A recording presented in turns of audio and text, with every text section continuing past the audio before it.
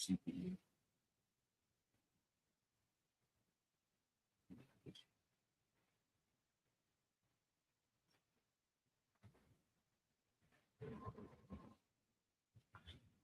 One of these motherfucking killer. I don't know which one it is.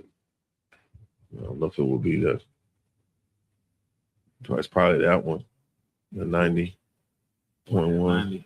I'm thinking it may be because you would think the StreamYard is probably pulling more of a percentage.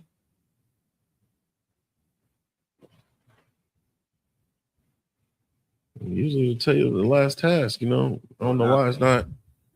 The YouTube would have popped up. We just can't exit out of the YouTube. Is it still not letting you?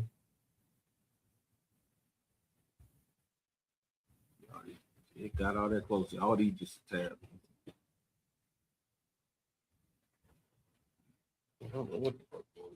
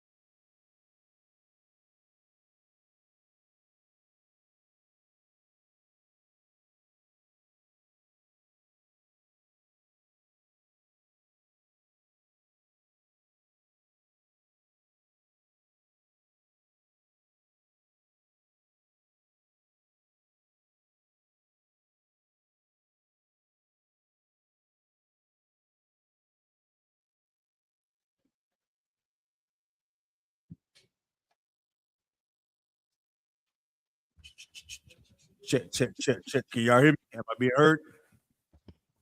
On loud and clear in Durham, okay? Hold on for a second. This thing had a tendency.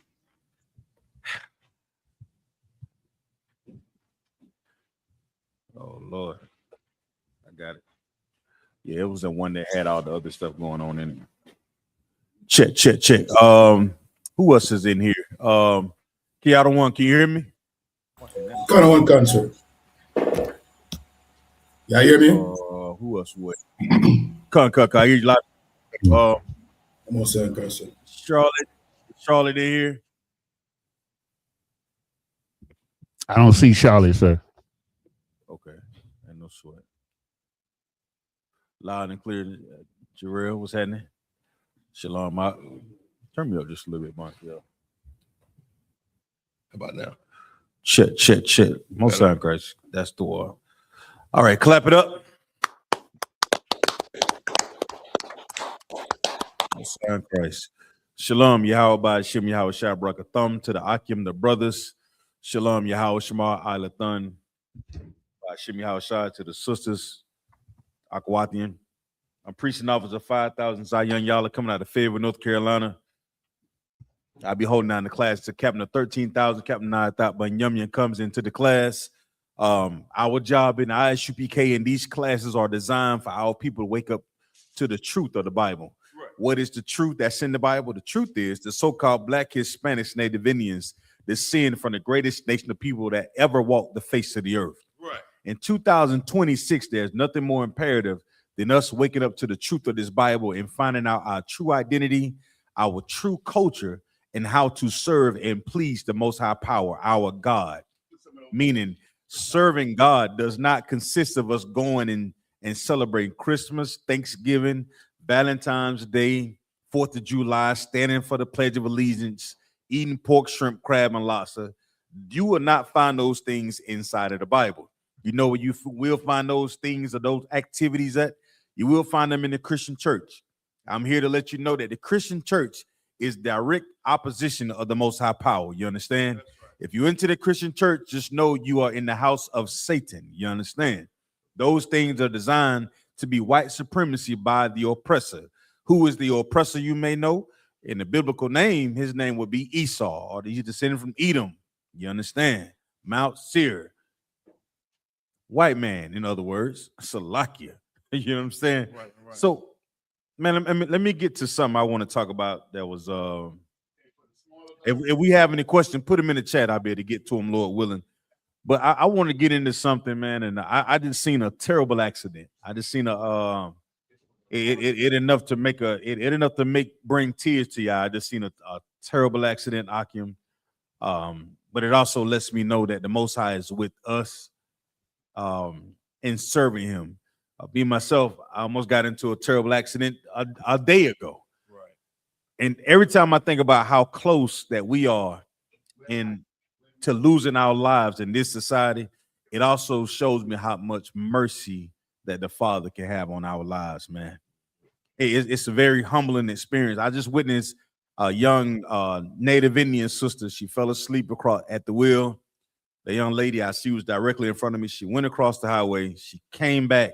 In the car she was driving, it was like a Toyota Scion, little small vehicle, bunk, y'all. The car flipped 3 times right in front of me. Went on one side, it came across the road, flip, landed in the ditch. And I looked, I said, Lord be with her. You know what I'm saying? She pulled out in front of me, Kawhi. When I first said, I said, what made her pull out in front of me? She pulls out in front of me. She goes up. She started dozing off. I seen her. I said, damn. I jumped out of the car. I went back to the vehicle. I said, let me see if I got my hammer to break the windshield. By the time I got to the car, Kawhi, I seen the windshield and everything broken, the glass broken. And she's standing up in there. She in pure shock. She's standing up in there looking at me like this. I picked her up like this, just picked her up and sat on the ground. And the whole time I was thinking about when I seen the sister standing up, I was just thinking, that's how the Most High deals with us sometimes. Meaning, in life, our disobedience, we fall asleep in his empire.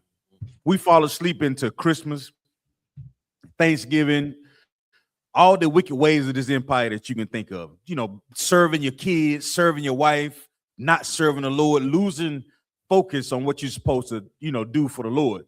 And when you lose focus, you in that lifestyle of sin, right? And when you're sinning against the Lord, you don't necessarily understand the dangers that we put ourselves in. Like we don't see the dangers because we so focused on whatever that lust or that fascination that we have with the world, the things that are in the world, is causing the Most High God to be against us. When you're smoking weed, when you're cheating on your husband, you're beating on your wife, you're destroying your family. You don't know the type of danger that you are in with the Most High. But for the brothers and sisters that are in this school, when we read these scriptures and you come to these classes and we breaking these things down to you at Priest and Prophet of the Lord, we are the ones that are saying, like, the Lord is merciful. But don't ever forget the Lord is the one that also sent the hurricanes. The Lord is also the one that sent the floods. You understand? The Lord is he's over the good and the evil. So when I seen it in a moment, I seen the lady go across the street and she flipped. I'm like, Lord be with her, man. That's great. I'm like, damn, I got class. And I'm like, damn, I hope she ain't bloody. All these things are racing through my mind. And when I opened the door, like she was on the side, so I hold the door with one on, I pull her out, and I sit on the ground, and she just looking at me. You know what she was concerned about, Kawal? She don't understand. She was worried about the things that was in the car. And I take that moment to think about when the Lord tried to pull us out of our sins that we doing into the world, whether it's what these drugs, it's alcohol, the abortion things that the Most High try to pull us out of, Kawal. We started trying to reach back like Lot's wife. The Most High is trying to pull us out of these situations that we're sinning in, and clearly we've been destroyed. Kawal, the car is unrecognizable, Kawal. The lady asked me the lady on the phone from the 911 dispatcher saying what car type. I don't even know. I can't. I used to be a mechanic, Kawal. I don't know what the hell this is. And she looking up at me. I pick her up. I sit her on the ground. I said, you need to lay down. And she just so shook. She like, I need what's in the car. I'm like, what the hell in the car? I don't know what's in the car. But that's how the Lord leads us. He sent priests, prophets, us on these streets. We reach our people and we try to pull them out, Bunk, y'all. We lifting them up in their time of suffering and sorrow and all this anguish that they're going through, all the misunderstanding, the lies, the deceit that the Lord allow us to go and teach our people to pull them out. And we're concerned about the things that are in our destruction. Instead of being relieved that the Most High sends somebody else to pull us out our troubles, man. That's a rough thing. And I was thinking about and the first thing that came to my mind was the book of Joshua, chapter 7. Get that for me, Bob Shaw. Book of Joshua, chapter 7. And in that book of Joshua, anybody know what Joshua was fighting up against in that chapter 7, Bob Shaw? Anybody know? Anybody know offhand what was going on in Israel and in Joshua time in chapter 7?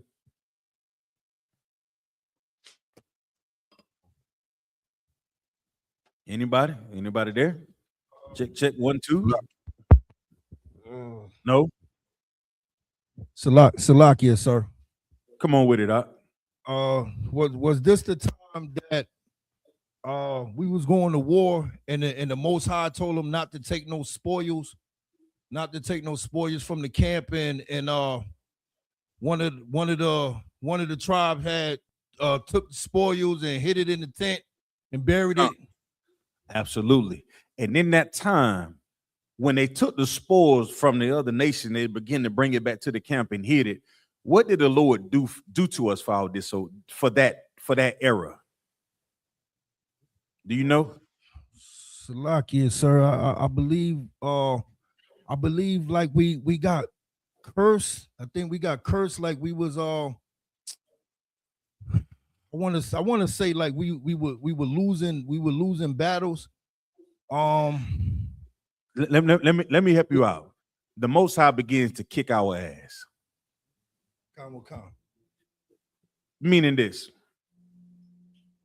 That's why it's important that when you wake up and you take this oil upon your head and this truth that the Most High give us, the opportunity that the Lord give us, take it serious. Take it serious. Like every opportunity that the Most High gives us to serve him and not ourselves, take it serious. Because us sinning against the Lord, it just might cost you your brother's life. Us sinning against the Lord, it might conserve, it might just save a life. When we say our prayers in the school on the Sabbath service after the classes, we say the prayers for those who don't know the Lord. So when we take this oil upon our head, we're saying to the Lord the same thing that Christ, we're in the spirit of Christ, meaning when Christ was sacrificed, he put aside all the things that he could have wanted to be in life. All the things he could maybe excelled at in life. All the women that could have been like, hey, Yahweh Shai. You know, we probably have some thorough sisters, just like we got thorough sisters now.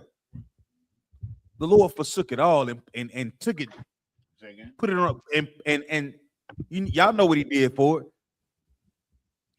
He became the ultimate mediator because he was that sacrifice that gave us a way back to the Most High. Y'all know what Yahweh Shai Mashiach means? Anybody know? So like you, sir. Come on, hold on. The anointed salvation. Say again. The anointed salvation. Anointed. You said anointed salvation. That what you said? Okay.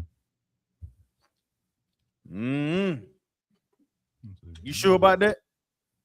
If y'all pass the test, I know you know the answer to that. Salakia, sir. Come on. It means savior and anointed. Right. Right. Give him a hand. So when we talk about being that savior, we walk in the same spirit as Yahweh Shai. Who anointed you? What does it mean to be anointed, Baba Kashah? When you get anointed, Captain Nayathaq said, you know what, this brother right here is going to walk in the same spirit as Yahweh Shai, to be a savior to his people, meaning he's going to keep the law, statutes, and commandments. He's not going to sin against the Lord. So when he say his prayers, he's the one that's going to save his family, not an NFL fucking Salakia. Not an NFL contract. He's going to serve the Lord and save his family, not an NBA contract, not you hitting the lottery, not you working these extravagant slaveries. All those things are very well, those have some monetary value, but those things won't save your family. And here we raising up priests and prophets to the Lord in this seat. So when I can't do this no more, guess what? Kawal, your son has a place that he can call home and serve the Lord. Bunk, y'all, your son has a place that he can call home and serve the Lord. You understand?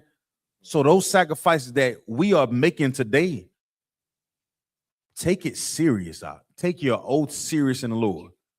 Because just as well as that sister went across that lane and I seen that car flip, only thing that crossed my mind was, Lord, what if another car would have been coming the opposite way, Kawal? What just what if I was close enough? If I didn't notice it, damn, what what if there was no mercy, y'all? I damn near thought the car caught on fire. But you know why I thought the car caught on fire, Kawal? Because she pulled out a flashlight and she was looking for something in that goddamn car.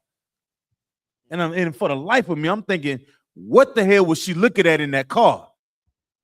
But in serving the Lord, I realized in our destruction, that's what we are right now. All right? That's what you do when you go and vote for the oppressor. You got your goddamn light on, trying to find something that some may have misplaced in the damn car, and the car is complete wreck. And the Most High is trying to pull us out of this hellhole, man. When we talking to our families, they're evaluating everything that we say to them from any conversation that we have with them. That's why it pays for us to be upright in justice and serve the Lord. Speak with kind words, gentle words to our people. Show them that we can be completely different than what the oppressor has said about us. You talk about how they do Maduro down there in Venezuela. He's a drug cartel and all this. Did they completely forget about COINTELPRO? What the DEA done to our communities in the neighborhoods with the dope, crack, Freeway, Ricky Ross, all the dope dealers, the music that they pump into our neighborhoods. Ain't nothing wrong with good music. But what is it about the message that they're allowing to go free in our neighborhoods, and they push it all over the place? And here we are fighting in the spirit of Yahushua to be a savior for our people, man. And we seeing that in the book of Joshua, our disobedience against the Lord So we good. cost the nation to suffer. You got that for me, Bunk, y'all? Where you want to start at? I have verse 2. Joshua 7:2. Please, come on. Salakia. I can start at verse 1. Salakia, sir. It's good. This is the book of Joshua, chapter 7, verse 1. Now, Salaki, does anybody have questions? You can put your question inside of the chat, or you just say Salaki, you know what I'm saying? We'll get to them. But I want to try to get through this chapter real quick, Baba Kashaw. Salaki. I had something else I want to go into, but the Lord saw fit to give me something other than that. Come on. This is the book of Joshua, chapter 7, verse 1. Mm-hmm. But the children of Israel committed a trespass in the accursed thing. So when we talk about our trespass, even one brother or one sister being disobedient to our Father can cost us as an entire nation. That's what we have to consider. If us not thinking like that, we begin to think like Esau. Because you know what Esau says when we tell him that his people had committed atrocity against the Lord's people? You know what they say? I ain't never had no slave. I ain't never hung nobody. I don't do any wrong for you. I love you, man. But the Lord looks at them as being a nation of people. It's not just you that's sinning against the Lord. The Lord looks at us as being a nation of people like you, Akwatian. That's why we're supposed to love one another. Because that one little slight against each other and you're not loving, it's like a crack in the sidewalk. It's like a crack in the sidewalk. What happens to a crack in the sidewalk if it goes untreated? Choir boy. What happens to a crack that's in the sidewalk that goes untreated? Salakia, sir, it spreads. It get bigger. It get bigger. It don't go away. And that's what's happening in the book of Joshua. We're going to talk about us as a family when we was fractured, man. We seeing all these wars and rumors of wars, the prophecies of the Bible. We're living in that time right now, Kawal. We're living in that idea that the third woe is right around the corner. This is it right here. This is the time that they talk about in the scriptures that we go out and prophesy on every single weekend about the Lord coming back. So when we talk about us taking our oath serious and taking an oath on our head and we saying our prayers to the east, you better remember what you're praying for and who you're praying to. The Lord is not a joke. He is a man of war. And you can't be no soft ass trying to weasel out of things that you need to fight against. Brothers and sisters, Salakia. Come on, Buck, y'all. It says, for Achan, the son of Carmi. The who? The son of Carmi. Go ahead. The son of Zabdi. Mm-hmm. The son of Zerah of the tribe of Judah. Mm-hmm. Took of the accursed thing. Mm-hmm. And the anger of the Lord was kindled against the children of Israel. And the anger what? And the anger of the Lord was kindled against the children of Israel. Now, you know what I didn't hear you read, Bunk, y'all? I didn't hear you say that everybody took the accursed thing. It didn't say everybody took the accursed thing. It said it was very specific about who took the accursed thing.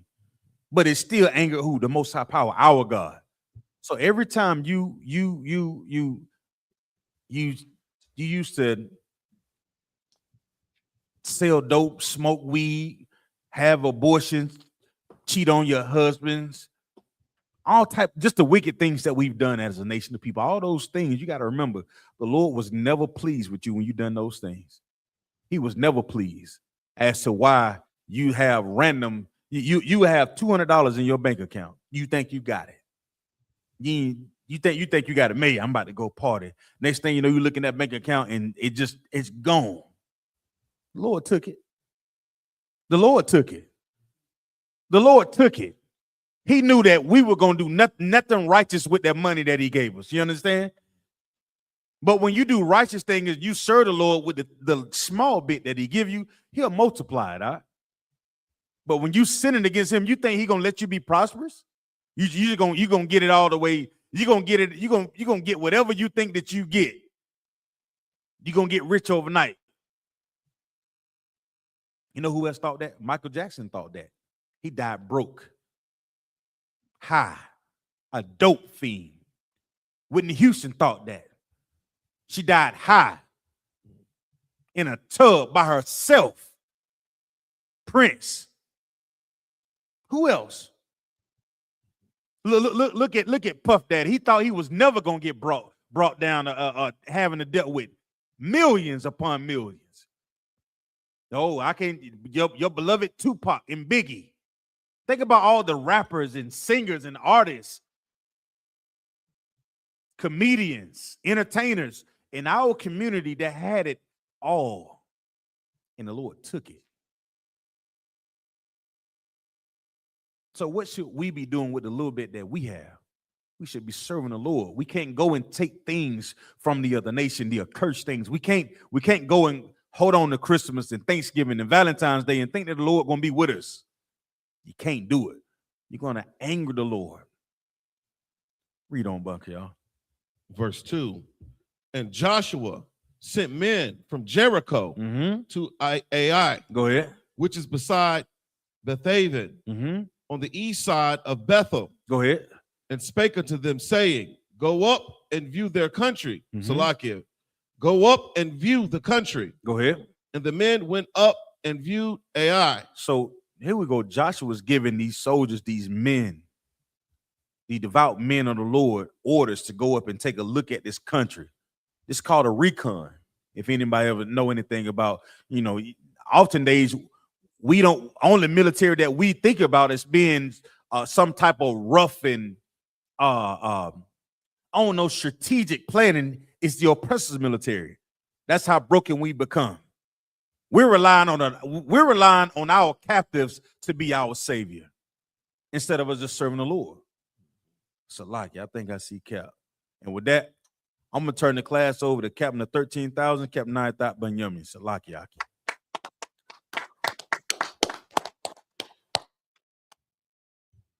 Salaki, Captain, if you're on mute, sir. Let me see. Take it off. There you Yeah, go. man. Now, Come on, you good, sir. Musa and Christ.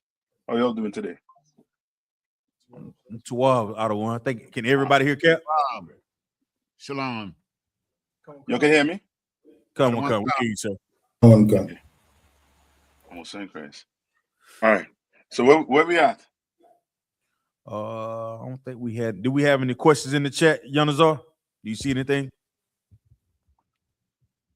If not, I want to see if I could play a video, man. Oh, Salaki. Yo, come on. God, sister had a question. 1 Peter chapter 5, verses 6 through 8. Hey, who's that? Officer Tabawan, sir. Ah, my man.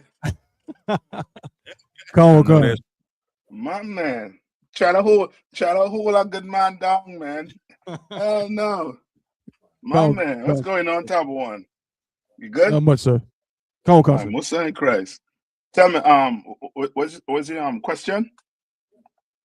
A sister wanted to break down of 1 Peter chapter 5, verses 6 through 8. Salaki.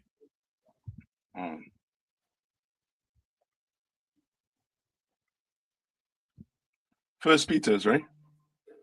Come on. All right. I'm going with you. First Peter's. Say one more time. First Peter. Top one. Come on. 1 Peter chapter 5, verses 6 through 8. Okay, let's see. Let's go. Come on, sir. This is the book of 1 Peter chapter 5 and verse 6. Humble yourselves, therefore, under the mighty hand of the Most High. So skip up to like 4. Come on, sir. Verse 4. And when the chief shepherd shall appear, ye shall receive a crown of glory that fadeth not away. And who's that talking about there?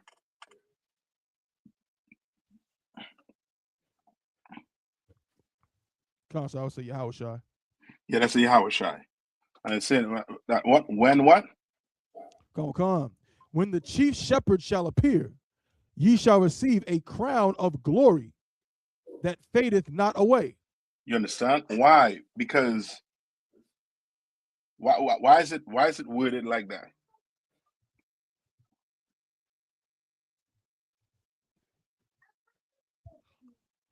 It's like, so as far as saying that it fades not away? Yeah. Mm-hmm. You're going to get a crown that don't fade away. Well, because Christ's kingdom is everlasting. His kingdom not going nowhere.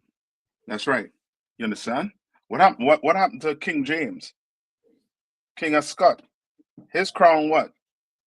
It faded. Yeah, because it wasn't given by Christ. Christ didn't give him that crown.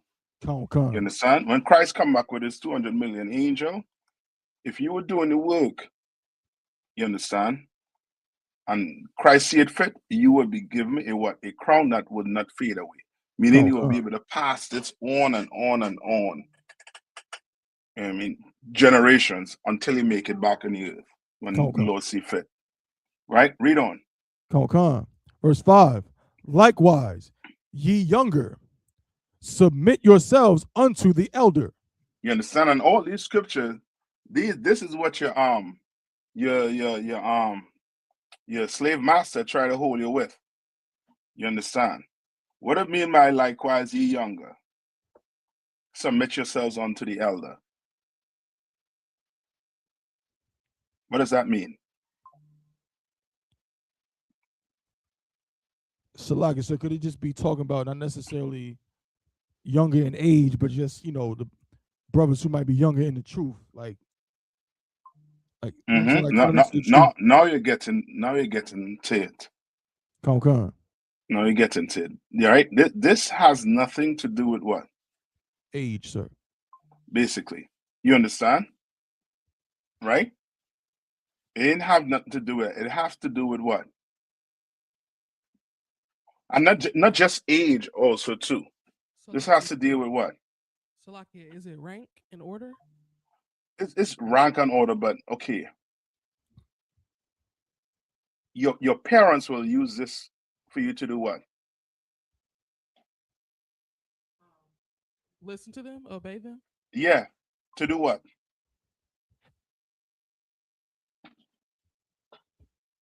Salakia, teach you. You gotta give me. You right, but what are teaching you? Discipline. Your parents using this for what?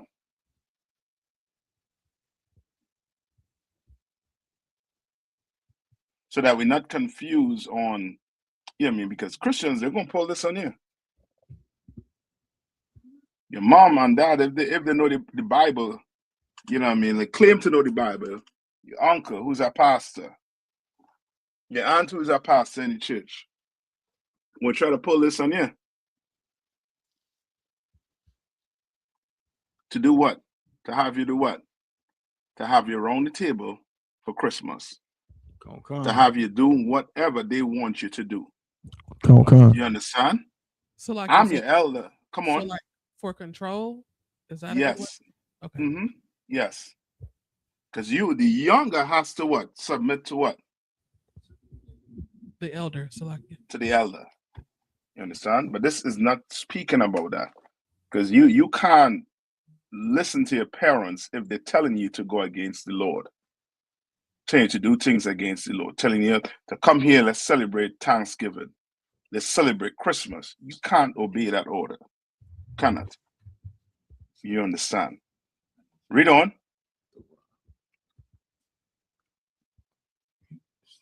And this is how it is being specific now to who is speaking about. Read.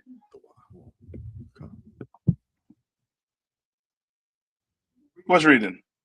Salakia, sir. Come on. Likewise, ye younger, submit yourselves unto the elder. Yea, all of you be subject one to another. All right, and this lane, you know what? This is speaking about what, brothers? Who where? Brothers, in where? In the truth, sir. In the truth. This is not talking about your Christian church. This is not talking about your parents. This is not talking about anybody who is the elder. You understand? Outside in our world. You understand? Read on. Con. For the Most High resisteth the proud. And be clothed with what? Humility. Yes. What is humility?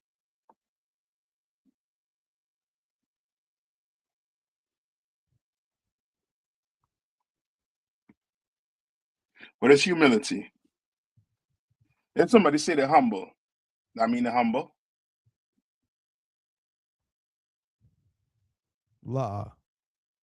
Yeah. So what is humility? Come on, look it up for me. Who want to look it up for me? I got the definition of humility.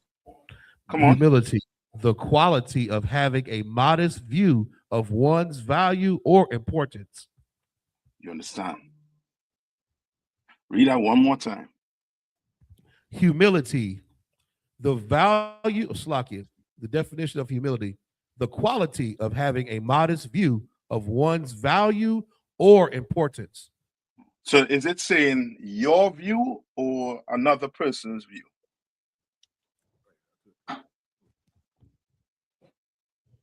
Your own. You sure when I say one's? Read one more time. The quality of having a modest view of one's value or importance. So who's the ones? That's somebody. Come on, go ahead. It says having a modest view of one's importance. It would be one's value or importance. Come on. A modest view of one's value or importance. It would be the person. Yes, not yours. People like to say what? They're humble. But guess what? They're only humble to what? What's important to them. You understand? When you humble, you at least what? Listen. And sometimes you might be right, but you accept what? You'll be like, you know what? No sweat. I might, you know what I mean? I might be wrong. You understand? I might. You take the low, in other words. You understand? Come on. Right? Now read on. Come on. For the Most High resisteth the proud. The Most High what? Resisteth the proud. You want to know why some brothers leave? Because they can't take that they was wrong. They couldn't take the counsel. And I was right. He was wrong. Why he ain't the one doing this, that, the other? You want to give the judgment.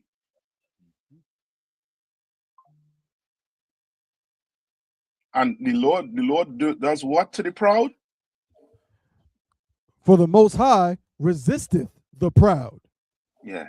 You're going to resist that mouth of yours by letting you go out there to the world and see what the world has to offer. You understand?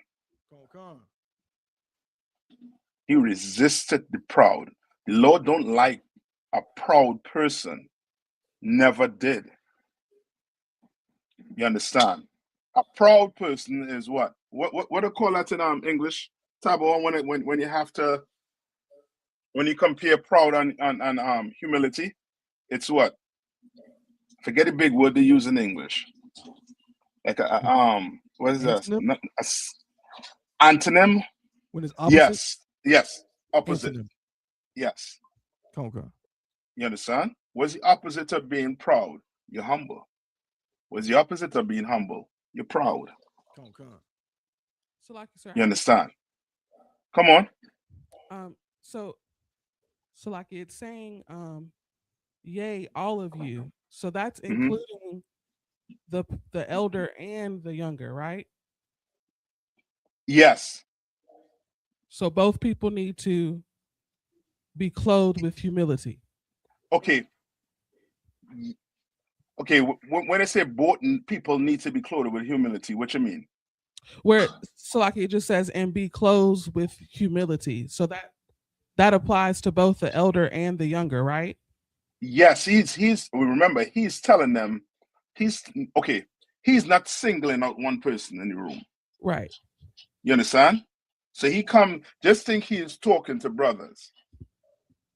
Right? Talking to brothers. Answer, he talking to them. You say what? Younger ones, submit yourselves to the elders. So he's not singling out you. Submit yourself to this person. You submit yourself to that person. He's not doing that. So he's making it overall. He's making, that broad statement. So he is talking to the elder and to the younger. Because they all have to do what? Be what? Humble. Yes. And they all have to be subject one to another. But for that to happen, they have to be humble. You understand? For it to happen, you have to be humble. It's it's like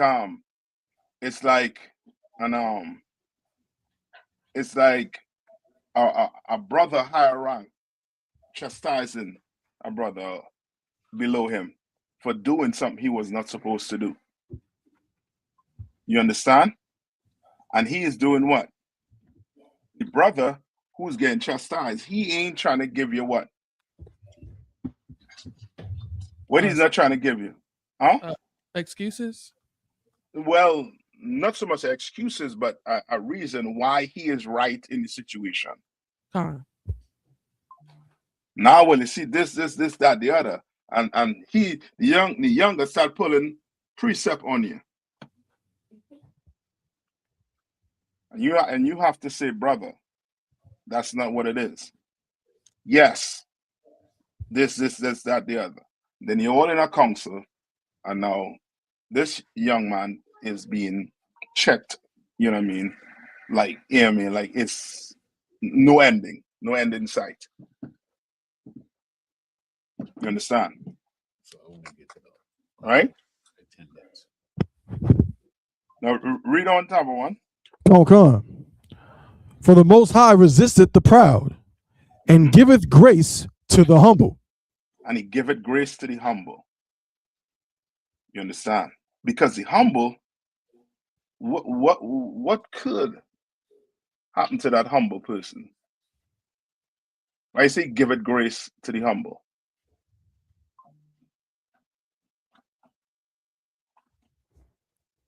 So like I said, we has a car about to respond.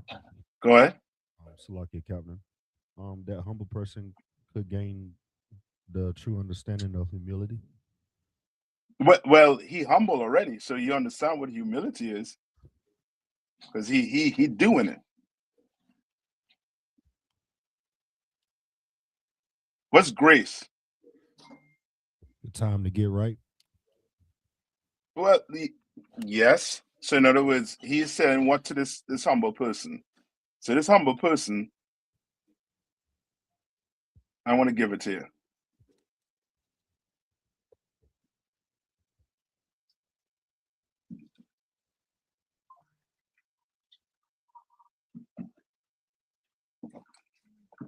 Anybody?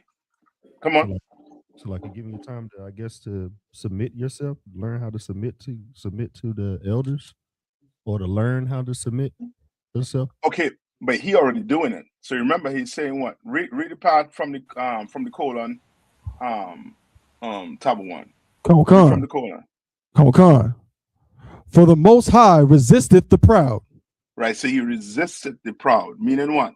When he say he resisted the proud, the Lord, he not even what? So like he not dealing with them. Yeah, he ain't dealing with you.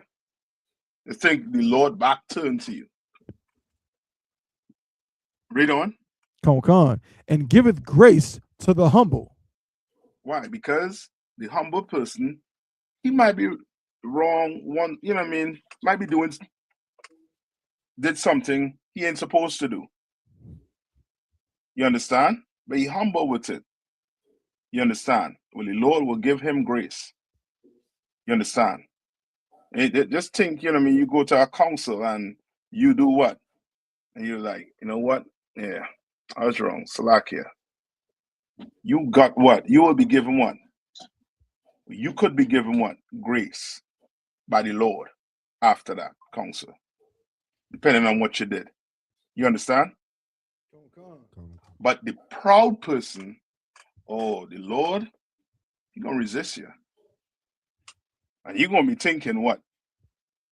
You get kicked out of the school. No, you kick yourself out because you're damn proud. Couldn't accept that you was wrong. You understand? Couldn't accept it. Right? Read on. That's why you hear about so much stories with, you know what I mean, brothers who leave the truth, or sisters who leave the truth, brothers who leave the wife, or sisters who leave their wives, the sisters who leave the husbands. Like here, you hear, you know what I mean, you hear the stories. It's, you know what I mean, it's like, oh shucks, the Lord don't do a number here, because he don't resist you, because you're proud. So you ain't want to accept. Well, I could be wrong in this situation. So you know what? I'm gonna take low in this case, right? And I'm not talking about somebody offending you. You understand? It could be, you know what I mean, whatever the conversation is. You understand? But it's not. This is not an offense I'm talking about. You understand what I'm saying, right? Somebody offend you. What should you do? So I could go to he and heal the home? Yes. This is not that. You understand? I mean, so I mean, so, and this is like I mean, I just generalizing it. This could be an argument with Jordan and which is and what's your brother LeBron. And some, and you know what I mean, a brother knows the stats off the back of his, you know what I mean, hand. The other brother, he might know the stats, so he'd be like, you know what? Yeah, LeBron better than Jordan. And you like, Yeah, be like, you know what I mean? Yeah, you right, brother. You understand? Right? But this ain't, you know what I mean? Somebody you think do you wrong and you just take what? The low. No. You better go to here and there alone. Come And on. let's deal with that matter. You understand? Read on. Come on, verse 6. Humble yourselves, therefore, under the mighty hand of the Most High. So it giving you what? Trying to give you a visualization of what? You are doing what?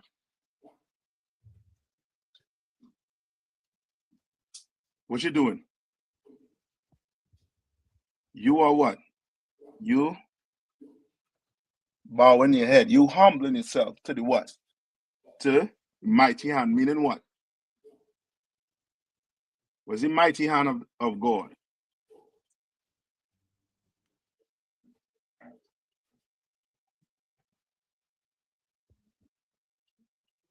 Akim?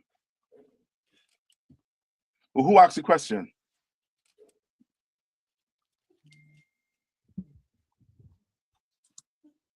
Tabo, who asked the question? So, like you said, Sister Thayala. She wants to. Oh, she's on. She typing in.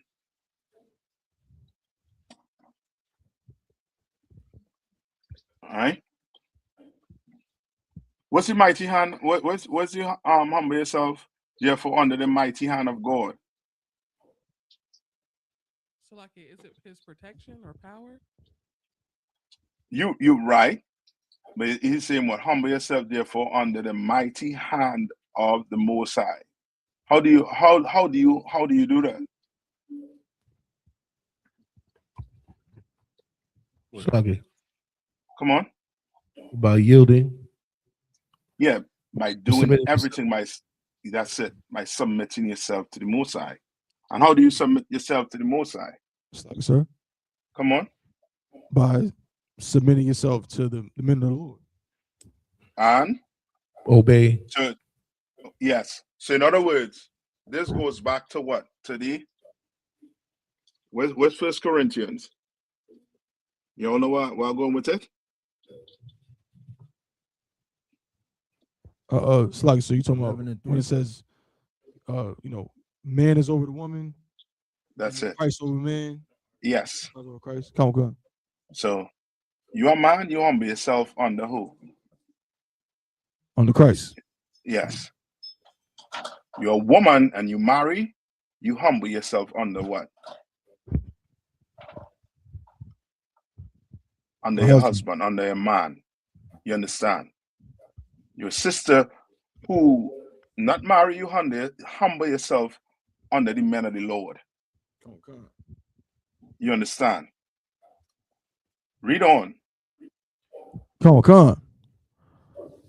Humble yourselves, therefore, under the mighty hand of the Most High, that he may exalt you in due time. And in due time, he is going to do what? Exalt you. What does that mean? So, like, I think it just means, in our case, raise you up, show you favor. Okay. How would this happen for a woman? Because remember, we're not just reading about men. So, like, right? Receive her name, take the oath, get oil poured on her head. Give me a little more than that. Salaki, sir. Come on. So could it be like it increased your reputation? Now you're getting to it. Now it's like, yo, who wife is this? Oh, yeah, I am Officer Maya, like Officer Tab 1. You understand? Now your reputation is, how you said beyond your exceeding, I forget how you would. But now it's, now it's you're turning eyes because of what you've been doing and how you've been conducting yourselves. You understand?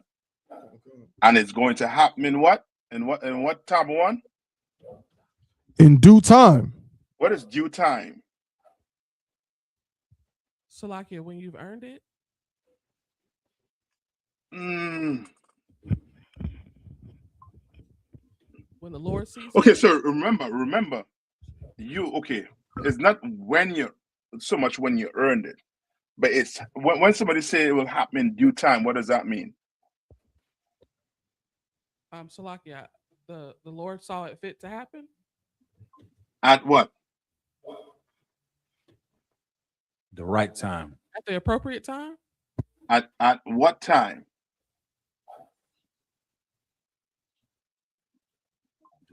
Due time. Yeah, what's due time? Salaki at the proper Salaki at the proper age. At the Okay, I'm gonna give it this. The right time. Okay, what is the right time?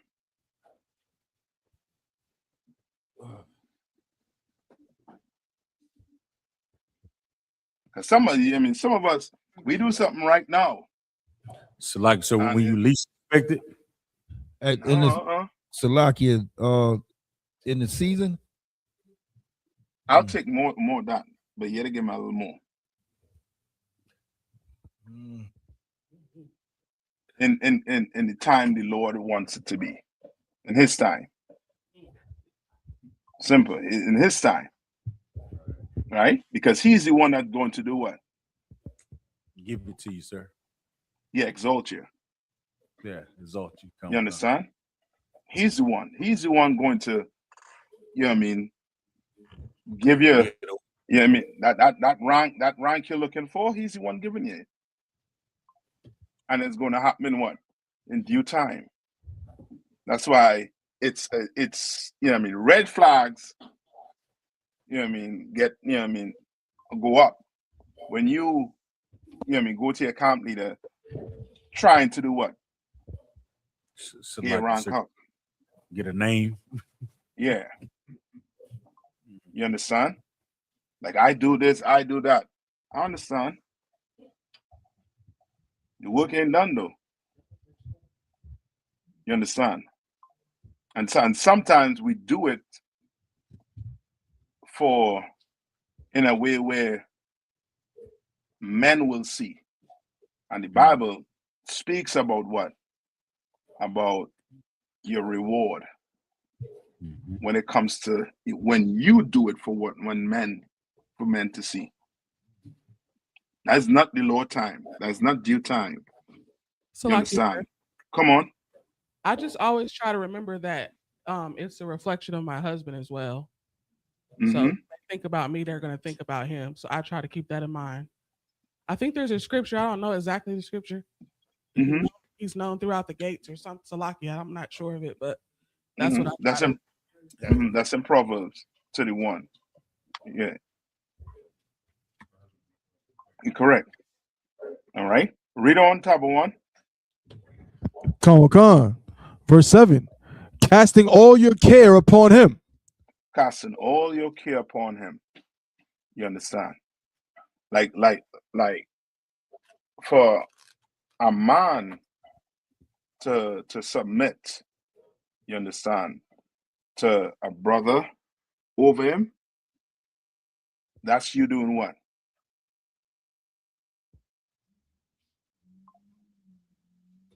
When you submit yourself, you understand, which is the hardest thing for a brother to do when he comes into the truth, because in the world, what he accustomed doing?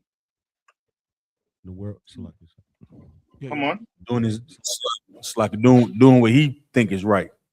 Yeah, doing whatever he wants to do. But when you're coming here, you can't do that. You got to submit yourself. And you just can't submit yourself when you want to. You give him this time to call in to check in for camp, but you know what? I'm gonna check in this time. You understand? You told you to be here at a certain time. You come in this time. You understand? You're doing everything on your time. You're calling it trying to get onto you. Can't get onto you. But you calling back whenever you want to call back on your time. You understand? That's because that submission is not all the way there. You understand? Not all the way there. You ain't casting all your care upon him. You understand? Like to cast your care all upon him, you are going to have to do what? You're going to have to submit. You're going to have to what? What's that word? That T word. Salakia, so trust. Yeah. You're going to have some faith. You understand? You know, brothers, this I don't trust no man. How much songs you hear about brothers singing about not trusting another brother or a sister? You understand? You want to come in here and do what the Lord say to do? Humble yourself. Submit. You sisters at home, submit to that man, to that husband.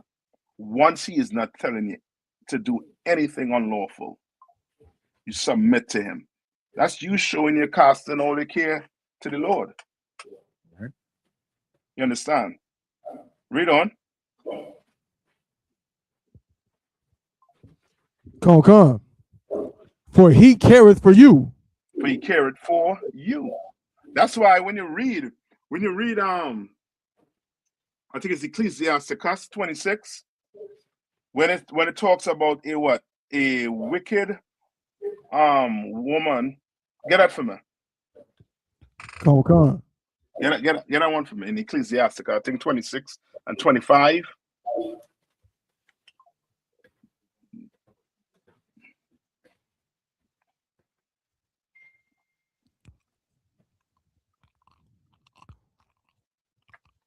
Who get it for me? Come. 23. 26 and 23. 26 and 23, sir? 23. Come. This is the book of Ecclesiasticus, chapter 26 and verse 23. A wicked woman is given as a portion to a wicked man. But a godly woman is given to him that feareth the Lord. You understand?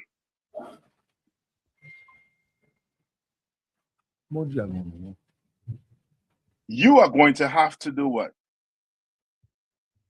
Submit yourself to your husband. You are going to have to submit yourself to that man above you. You're going to have to do it. Or the Lord has some waiting for you. He's going to resist you and give you what? What are you going to resist and give you? Hello? Testing. Huh? Salakia. Is it Greek? Salakia. Come on. He gonna chastise you. He gonna hide his. He gonna hide his face from you. Yeah. So you're gonna get everything coming your way. Same thing you're trying to run from. You're trying to, not get a brother in the Israelite school. Give us a practical knowledge because we believe in multiple wives. Oh, he has some coming your way. You get just the right person, just the right man. You get what you're looking for. The only thing that man will do is say what? I want you only. For 1 minute. Right? But that's about it. Everything else is all the window. Pork, crab, shrimp, lobster, you name it. And then you want to tell him, you can't eat that. Too late for that, sis. Or brother, vice versa. Go get, something, off the street and try to turn it into a housewife, and you get what you ask for.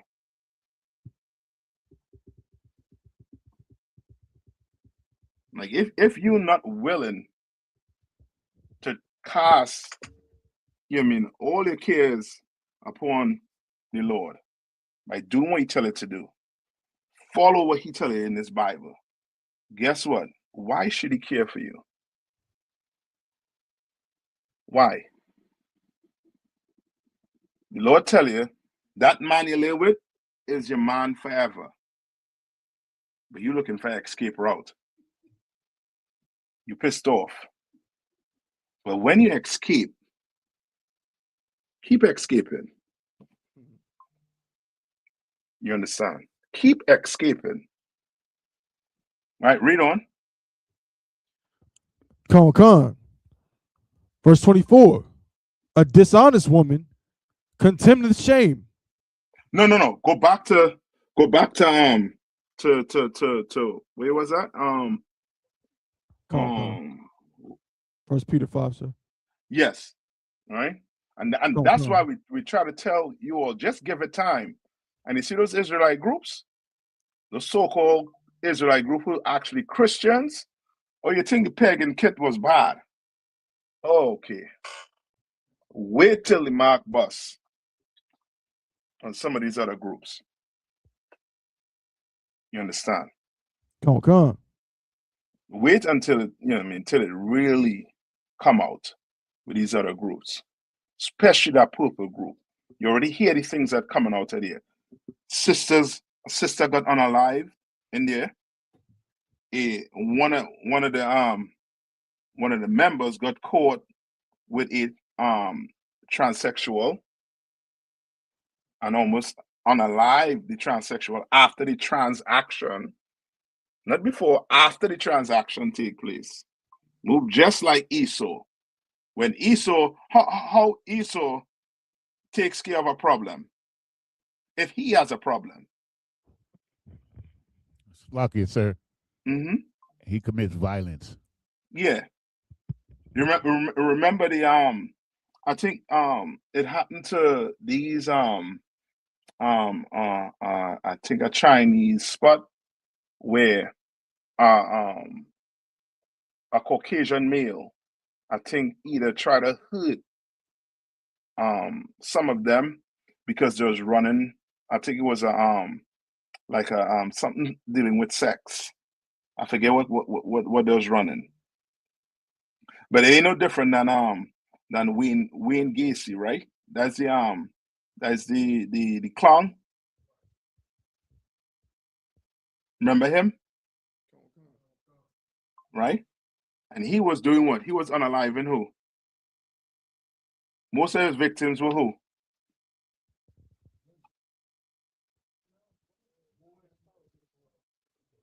Somebody saying something.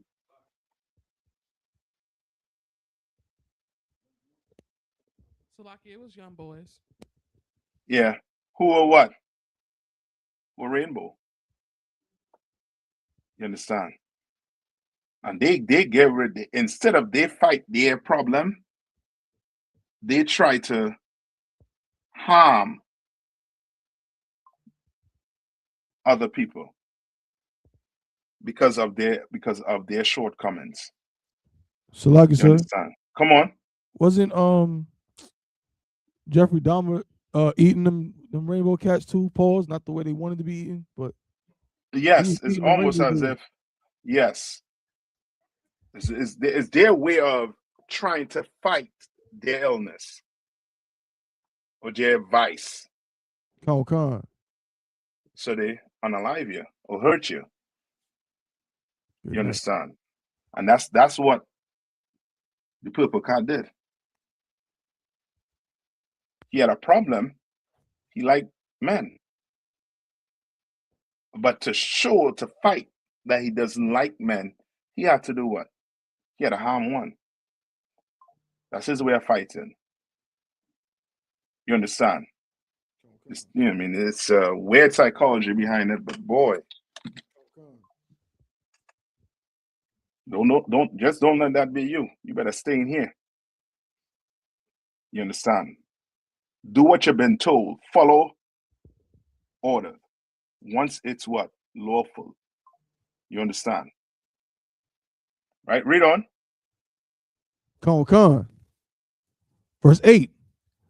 Slack it. The book of First Peter, chapter 5 and verse 8. Be sober. Mm-hmm. Be vigilant. Meaning you have to be what?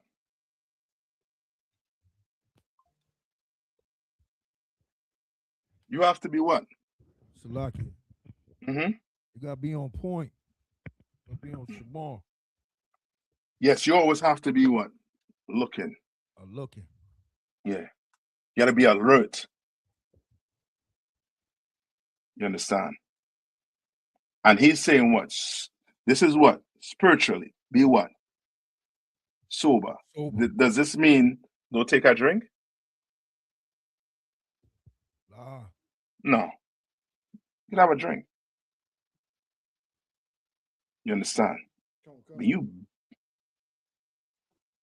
so you say be sober, be what? Vigilant. Read on. Con. Because your adversary, the devil. Because you're what? Your adversary, the devil. Mm-hmm. As a roaring lion, walketh about, seeking whom he may devour. Now, it's twofold. This could be used for who? The oppressor, sir. Yes. You better be vigilant. You understand? You remember them shows How to Catch a, I think it's How to Catch a not okay. I don't think it was a Predator where they used to park them vans up in the hood and have shoes and thing and then leave it.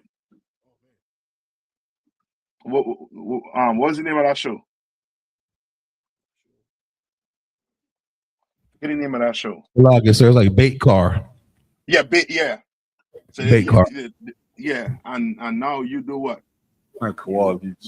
Shoot. Go jump in it and try to do what? Drive off. And now here comes the devil. He's the adversary. He's going what? The adversary always trying to do what? Trying to trap you. Yeah. And he is as a what? As a roaring lion. He's as a roaring lion. He hunting ya. You know what I mean? Every and each way it turn. You understand? We under so much oppression in this place, huh? You know what I mean? You're trying to do the right thing, but this man put you in a corner where, you know what I mean, you what we call take a what? A chance. You understand? And he what? He read on. Con. As a roaring lion, walketh about, seeking whom he may devour.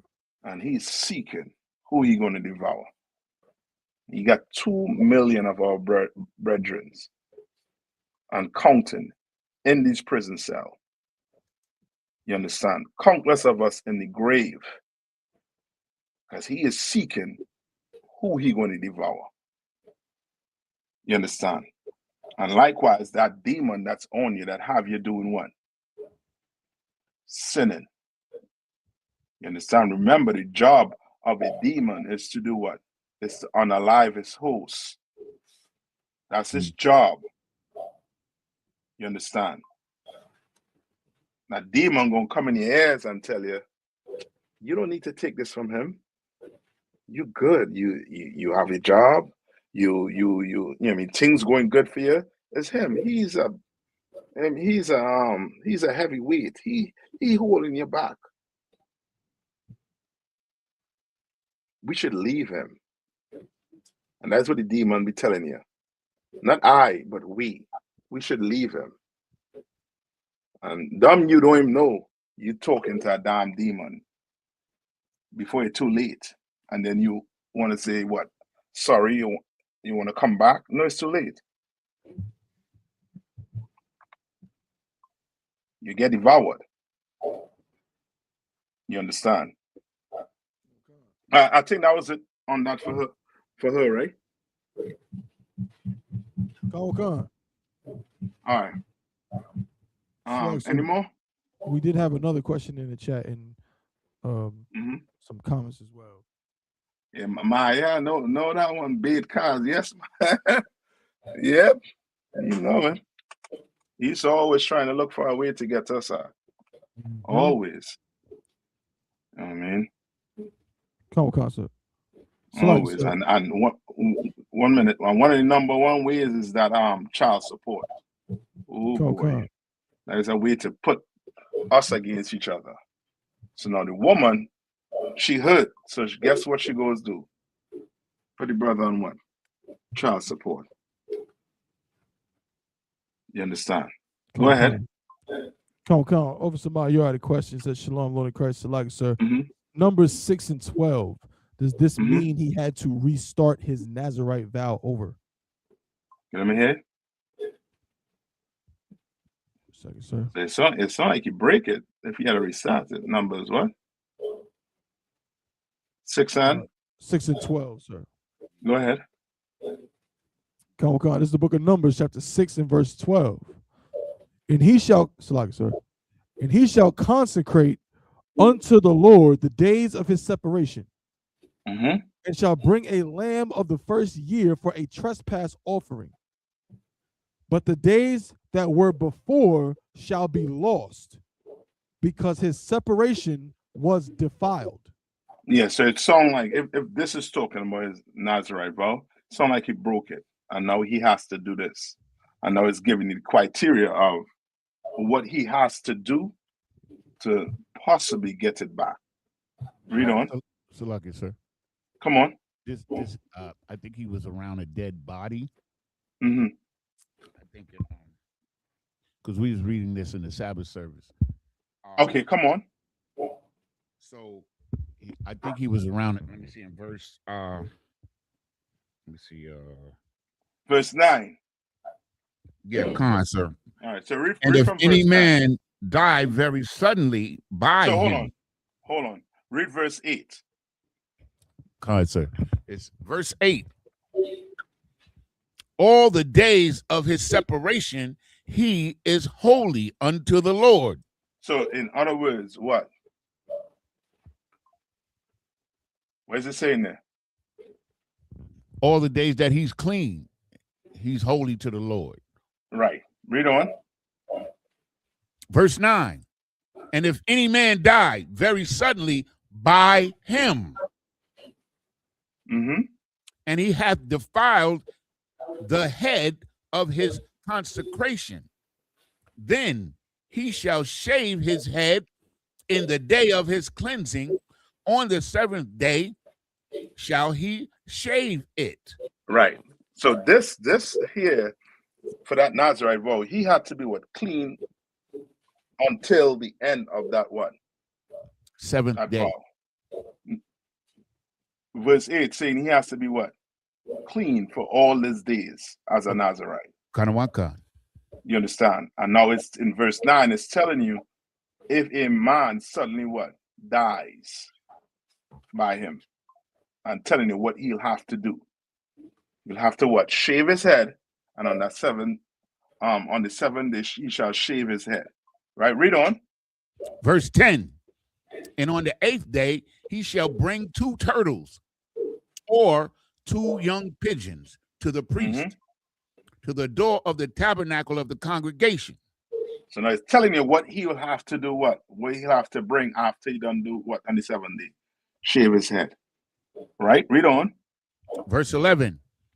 And the priest shall offer the one for a sin offering, and the other for a burnt offering, and make atonement for him, for that he sinned by the dead, and shall hallow his head that same day.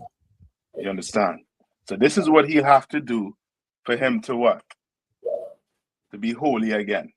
Right? Read on. Verse 12. And he shall consecrate unto the Lord the days of his separation, and shall bring a lamb of the first year for a trespass offering, but the days that were before shall be lost. So in other words, it's go ahead, read on, finish it. Because his separation was defiled. I mean, when it say lost, meaning what? They don't count. Yeah, that don't count. Read on. Verse 13. And this is the law of the Nazarite. When the days of his separation are fulfilled, he shall be brought unto the door of the tabernacle of the congregation. Read on. Verse 14. And he shall offer his offering unto the Lord. One he lamb of the first year without blemish for a burnt offering, and one ewe lamb of the first year without blemish for the sin offering. Right. So now, go ahead, finish on. And one ram without blemish for the peace offering. So now it's just going in and telling you what this Nazarite will have to do now. You understand? To get back. All right. And let me see. This is so Maya, you understand that?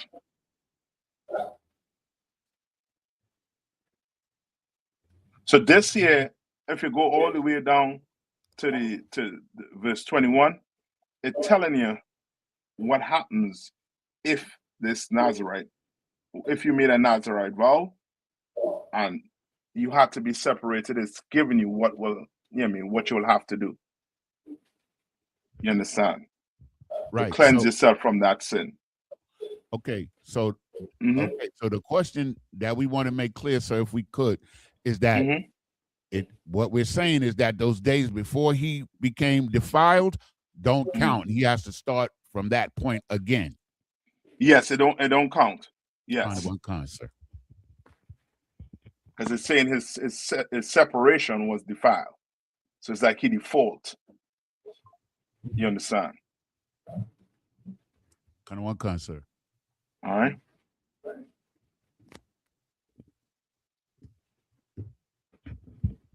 Con. Any more? Con. We got if I could just for my own clarity, sir, on this topic, is this just because a Nazarite vow is for a certain dispensation of time, correct? Yeah. Go. You have this on the van? I know we got one on this.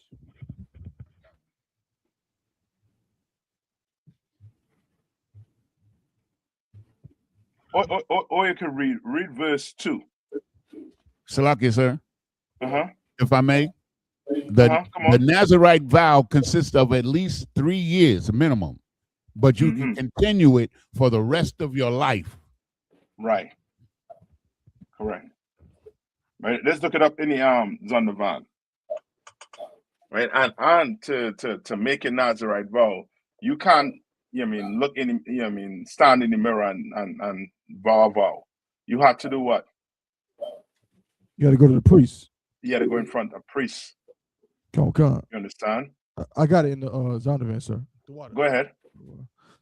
This is the entry for Nazarite in the Zondervan Compact Bible Dictionary. Nazarite, meaning dedicated or consecrated. An Israelite who consecrated himself or herself and took a vow of separation and self-imposed abstinence for the purpose of some special service. There were two different types of Nazaritism, the temporary and the perpetual, of which the first type was far more common. In fact, we know only of 3 of the last class: Samson, Samuel, and John the Baptist.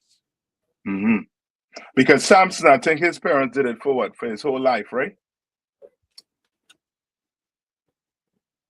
Kind of one concept, but didn't he break the vow because he had quite a few women?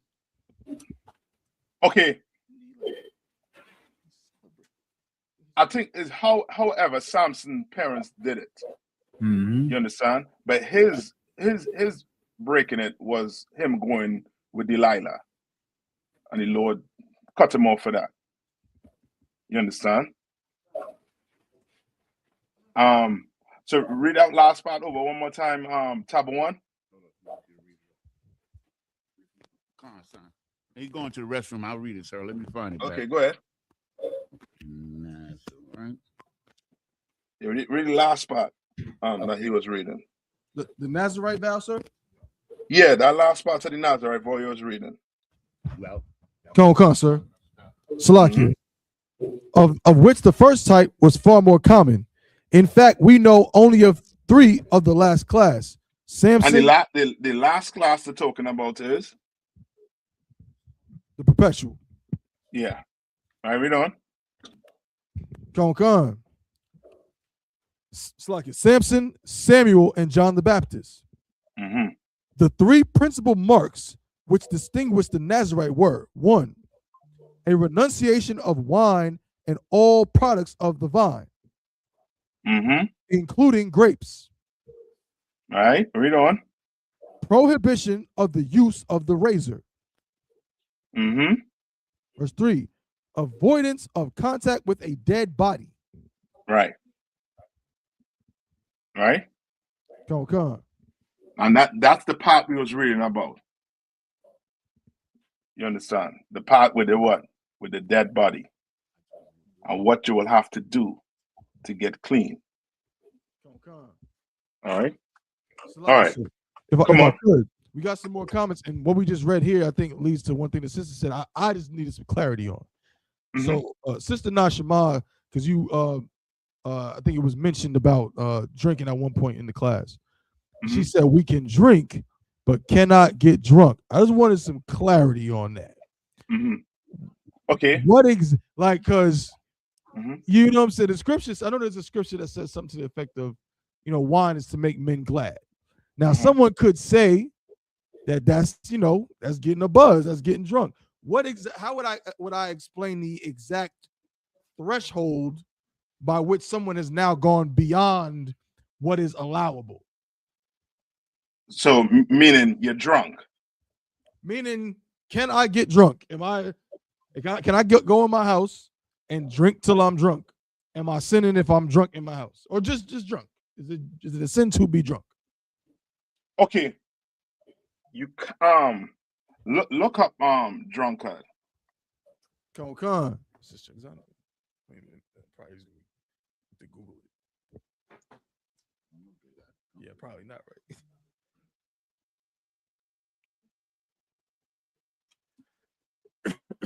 I think Christ was saying something on it.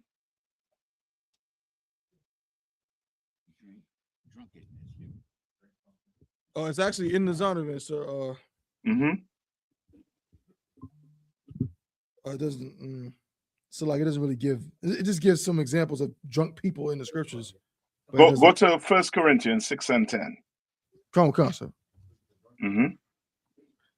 Come on. This is the book of 1 Corinthians verse. Saki. Let me click on it. Book of 1 Corinthians, chapter 6 and verse 10. Nor thieves, nor covetous, nor drunkards. Nor what? Nor drunkards. Nor revelers, nor extortioners shall inherit the kingdom of the Most High. Right. And these and you know what I mean. So okay, what's a drunkard? Officer Hawan got to answer, sir. Come on. This is the definition of drunkard from the Oxford Language Dictionary. A person who is habitually drunk. Habitually drunk. You understand? Brother, you have a problem. Now I'm good, so I can hold my liquor. You're drunk. It's not the first time. You remember what you did the next day? Remember what you did we were talking about yesterday? What? No, I didn't say nothing, sir. This is habitual. It's somebody who do drinking and getting drunk habitually. You understand? Now let's say you're home. Who was home and got drunk? So like, sir? Who was home and got drunk? So like, yes, sir. Noah. Noah. Got one. You understand? And he got drunk. And what did his sons have to do? I usually serve So like, sir, you repeat that question, sir? Noah, right? Remember when Noah? Go to Genesis 9 and 20. Come on, sir. Mm-hmm.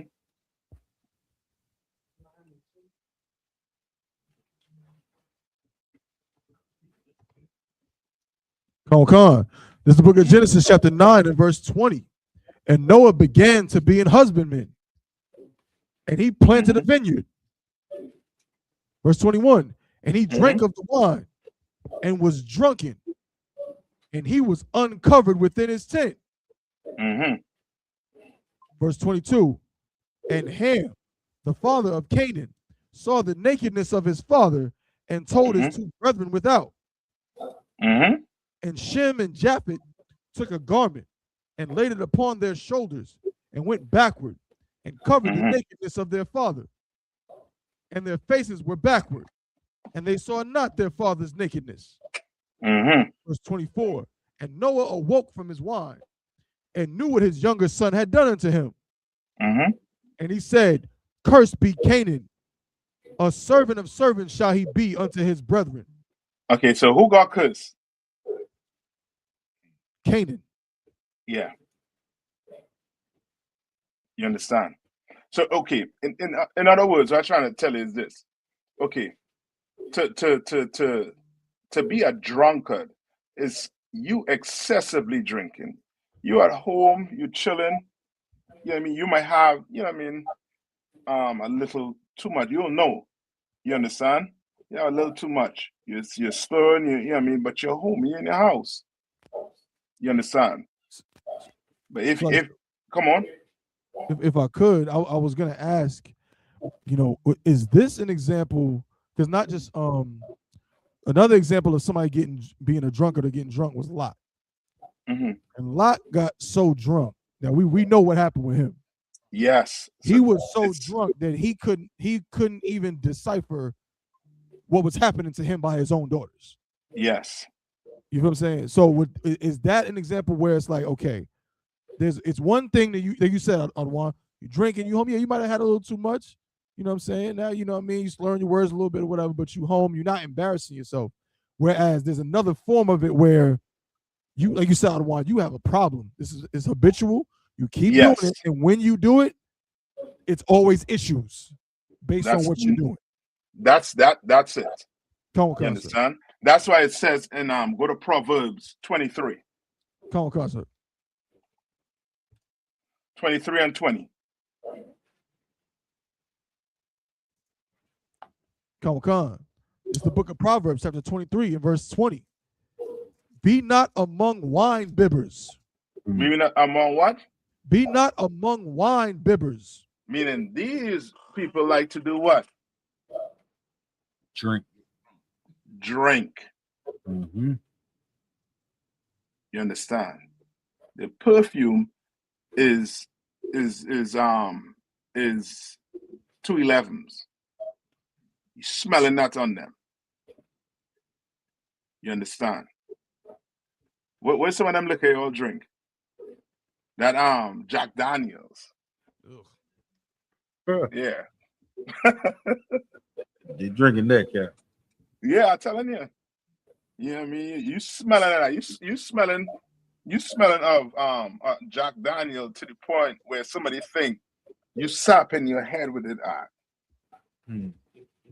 You drink, you know what I mean, you're drinking it, you know what I mean? You're drunk. Read on. And the Bible is warning against what? What's it warning you against? Drunkenness, yes. Read on. Come on. Salakia. Oh, come on. Be not among wine bibbers, among riotous eaters of flesh. Verse 21. For the drunkard and the glutton shall come to poverty. Slack, sir. The drunkard and what? The glutton. And glutton. What's a glutton? So, like I said, someone that overindulges in behavior, eating, whatever. Anything, yes. So he's lacking what? Drunkard with being a what? A glutton. Read on. Sir. For the drunkard and the glutton shall come to poverty, and drowsiness shall clothe a man with rags. Yes. And now give me that one with where tell it to give strong drink to a man that either yes.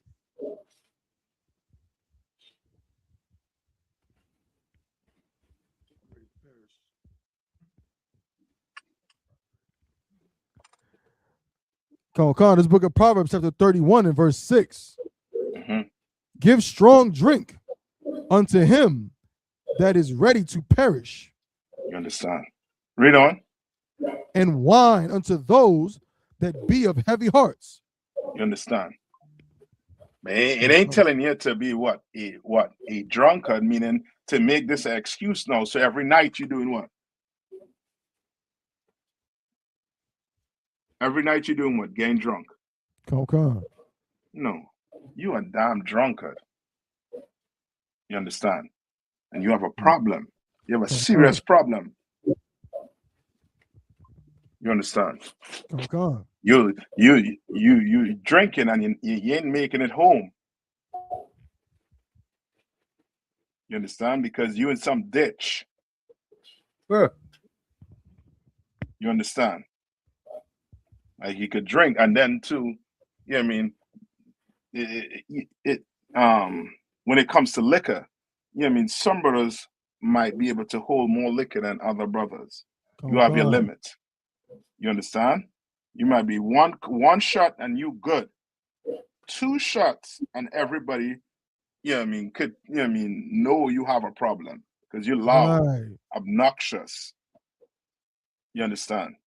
Or you're doing things that you don't normally would do when what? When you're drunk? No, you're doing things you don't normally do when you're sober. You understand? As that starts to be a clue. Once a brother start to behave in a way where that ain't such and such. What's going on? Oh no, brother, you had enough. No, sis, you had enough. You understand? All right. There's a little bit more, sir. Go ahead. Verse 7. Let him drink and forget his poverty. I let him what? Sorry, sir. And forget his poverty. And remember his misery no more. Yes.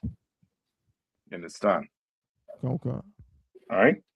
That is not an excuse to be drunk every goddamn day. Because you're remembering some aunt or some uncle that passed away 10 years ago. And you still moaning. No, you just giving an excuse to be a drunkard. You understand? Any more? Good to go on that? Good to go on that. There's another question in the chat, sir. All right. Come on. Well, the sister just asked if the based on what we're talking about, the verse about being sober-minded doesn't is that referring to any substances or medication or anything like that? Which one is that? The one about be vigilant, be sober-minded, be vigilant, because the adversary, the devil, is who can devour. Okay, it just saying be alert because that don't mean, as I say, you know what I mean, you could take 1 shot. That don't make you now have to do what? Go rob somebody. Go put a blunt in your mouth. You understand what I'm saying? Like when it say be, come on. I was gonna say basically, you were saying before, it's just more like it's like a mental thing. It's like being alert. You know what I'm saying? Yes. Be ready, be prepared. So you can have had a few drinks, but still in that scripture be sober minded. It's not talking about sober in the sense of you haven't drank anything. Yes, because what is Christian going to tell you? They're going to use this until you can't do what? You can't drink at all. You can't drink at all. When that's not what it's talking about. Okay. It has nothing to do with drink. This have to do with you being alert. You know what I mean? And vigilant of all the what? All the craftiness this white man done put in this place on you. So like I said, if I could. Come on. I think you mentioned it earlier in the class. Diddy is an example of someone who was not sober-minded and was not vigilant. He let his guard down with these oppressors in the worst way. He thought he was one of them for real. Yes. Salaki. That's a good example. All right. Any more? I think that's it right now, sir. That's all. That's it? Man, I wonder if we could play this, man. Are we almost up on the time? Hold on, man. Let me see tab one. Let me see if I can play this. You know, Q had put something up in the in one of the chats. Let me see. Hold on. All right. Hold on, eh? 1 minute. While I look for that, right? Give me 2 Kings. Salaki, sir. Come on. Pardon me. I did miss a question in the chat. Salaki, sir. Mm-hmm. A young man, Desarion, young man Dez had a question. Come on. He says, Shalom, Cap, is the amount of time we have left to come into the truth based on the time left until the 144,000 are sealed?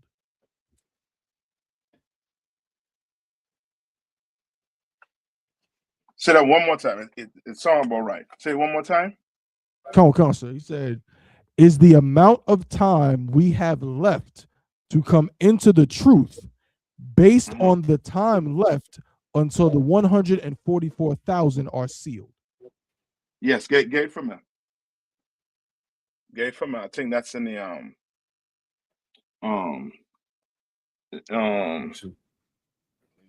either in it's in Revelation where it say until the 144 is sealed. I think that's around the 666. Revelation. Hold it for me. Hey, Top One, if I send this something to your WhatsApp, would you be able to play it on the screen? I think I can share the screen, sir. Even though Fayetteville's running it, but I think I can share the screen, sir. Oh, Fayetteville. Okay. If not, let me see if I could do it here. Right, hold on, eh? Yeah, I can, sir. Okay. Go ahead. So like who was it?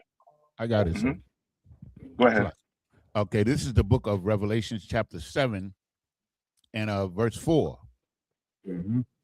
And I heard the number of them which were sealed, and there were sealed 144,000 of all the tribes of the children of Israel. Mm-hmm. Verse 5.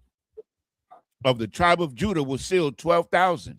Of the tribe of Reuben was sealed 12,000. Of the tribe of Gad was sealed 12,000. Of the tribe of Asher was. Skip it on to wait, what verse in? Hold on, let me get with you. Give me 1 minute. Let me send this to Top One, and then I'll get you. But read on. You want me to skip down to verse 9? Yeah. After this, I beheld, and lo, a great multitude, which no man could number, of all nations, kindreds, and people, and tongues, stood before the throne and before the Lamb, clothed with white robes and palms in their hands. Verse 10, and cried with a loud voice, saying, salvation to our God, which sitteth upon the throne, and unto the Lamb. Yeah. All right. It's like, so you can drop down to verse 17 as well. It'll wrap Go up. ahead. Come on.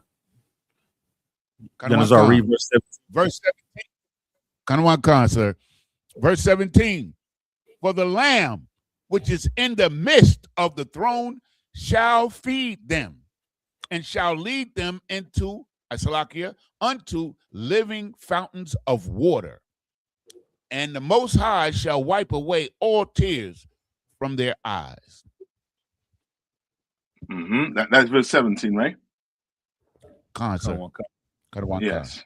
All right.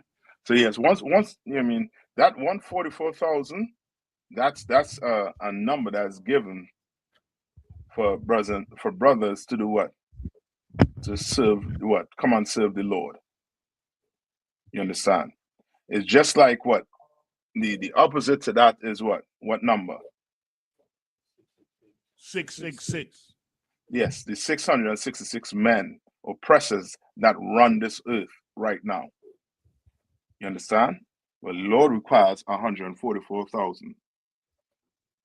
You understand? 12,000 from each tribe. You understand? And that's proof that a Christian church is not the place to be in, because there are more than 144,000 men in there. You understand? All right? Likewise, Islam is not a religion we're supposed to be in. Come on.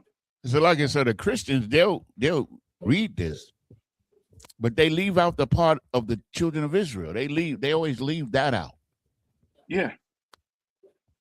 Why? Because we've been what?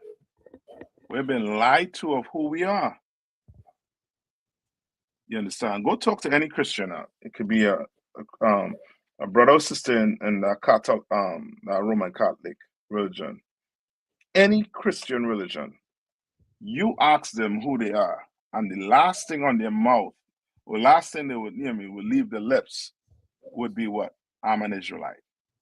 They're not saying that. They're not. So they have to leave out Israel. Why? Why do they have to leave it out? Could it be because they coming with that replacement theory, like they're replacing the Israelites? No, I'm talking about the Christians who do it. Why do they leave out Israel? Because they want it to be about Christians instead of Israelites. They just want to be included. You understand? They just want to be included. So you can't be included if you say Israel, because to you are not an Israelite. You're a Gentile. That's how they think. So you have to say God loves everybody. Yes. So you have to say God love everybody. God don't just love Israel alone. That's the whole. Remember that's some Christians like what's the senator name? That say God bless those who bless Israel. What's his name? Forget his name. Ted Cruz. Right? And then you have the other Christians who say that ain't right for them to say God only love them alone. You understand? Well, we are saying that God only loved blacks, Hispanics, and First Nation people alone, and that's according to the Bible. So we will not leave out Israel because we are the Israelites. You understand? But Christians, they would. All right. Tab one. You got the video? I got it. So I just need it's like if favor could just add it to this So like Kev, I think you can just add it, Bob, for sure. I think you got the go ahead. Oh yeah. You're right. Tawada. So like, for Congressman. So hold on, pause it. Is the brother good with that? Come on, we can see it, sir. No, young man. The young man who asked the question. This is Ron. Oh. All right. And remember, when it comes with with numbers, us and Israelites, right? Like we don't what? We don't count. You understand? It's still up to the Lord. You understand? That's why Christ said what? I believe it was Christ who said, or where it said, the Lord will have to what shorten the days, or else there'll be no soul to save. Right. You understand? Because this oppressor here, you see what he's doing right now. He gobbling up the earth. If it ain't the oppressor on the west, it's the oppressor in the east. They're trying to gobble up this earth. All right? Now we're going to see something here about the oppressor that claims to be us. Go ahead and play it. Our undercover reporter wanted to learn more about how funding is secured for congressmen. Speaking of the devil, David Oakes, a prominent pro-Israel advocate, invited Tony to a fundraising event. Oakes later called him to discuss the details. is it just a social event? No, hold on. I'm going to email you a list of the people that this group supports. Educational purposes only. Educational purposes only. Tawada. You talking? Mark Kirk, senator from Illinois. Ted Deutsch from Florida. Barbara Comstock, she's the congressman from Virginia. Richard Byrd from North Carolina. Kelly Ayotte, she's fantastic. She's in the Arms Committee. They'll walk in the room and they'll say everything here is off the record. And then they'll say, here's a little bit about me, and then people will ask very specific questions. The fundraiser was being held in a wealthy suburb of Washington. The Nayathaq group, it makes a difference. It really, really does. It's the best bang for your buck, and the networking is phenomenal. Congressmen and senators don't do anything unless you pressure them. They kick the can down the road unless you pressure them. And the only way to do that is with money. Right now, our current Hold on, contribution what did limit he from say? any It's all about the money. Can down the road and don't do anything for your buck. The difference, it really, really does. It's the best bang for your buck, and the networking is phenomenal. Congressmen and senators don't do anything unless you pressure them. They kick the can down the road unless you pressure them. And the only way to do that is with money. Oh boy. Right now, our current contribution limit from any person to a candidate is $2,700. Now, that's a lot of money, you know, and certainly buy some gratitude with the lawmaker. But if you really want to add punch to that type of buying of favors, what you do is you get 50 or 100 people together at an event like this, all chipping in $2,700, and then you bundle it all together and hand over the total amount to the lawmaker. At that point, we're talking anywhere up to $250,000. So suddenly you've got a group of people with the same demand they want from the lawmaker, handing over $250,000. That buys a lawmaker. The fundraiser was for Anthony Brown, who ran for Congress in November 2016. This is direct spending. Brown's going to use that 30 grand to do ad campaigns. So they strategically pick the ones who are in close reach they want to build relationships with. So we want the Jewish community to go face to face in a small environment, 50, 30, 40 people, and say, this is what's important to us. We wanted to make sure if we give you money that you're going to enforce the Iran deal. That way, when they need something from him or her, like the Iran deal, they can quickly mobilize and say, look, we'll give you 30 grand. They actually impact. He's actually saying we're buying these office holders. And that's the point. We're chipping in all this money so we can hand over $100,000 or $200,000 to the office holders so we can buy them. You're not supposed to advertise. There's only the advertising law. I was surprised they had an invite. I've never seen an actual invite before. Oakes described a similar event he attended in New York, which included donors from Wall Street. In New York, with Jeff Talbot, we don't ask a goddamn thing about the Palestinians. You know why? Because it's a tiny issue, that's why. It's a small, insignificant issue. The big issue is Iran. We want everything focused on Iran.